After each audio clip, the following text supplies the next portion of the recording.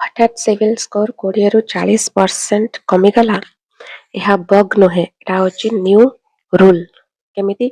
civil एबे minimum credit रो जो usage आ तार रीपेमेंट पैटर्न को अधिक वेटेज दउची फर्स्ट 30% थारु अधिक क्रेडिट कार्ड जो माने यूज करूछंती तो स्कोर ऑटोमेटिकली ड्रॉप हे जिवो सेकंड पर्सनल लोन कंपेयर करले लोन इंक्वायरी बढ़ी गला तो आपण मानकर स्कोर कमी जिवो थर्ड रे गोटे रु 2 दिन जदी आपण माने लेट पेमेंट करूछंती कोनसे ईएमआई दबा पाई किना ताले एटा भी एज पर न्यू पॉलिसी इंपैक्ट करिवो आ स्कोर कमी जिवो तो आकु फिक्स केमिति करिवे फर्स्ट 30% रु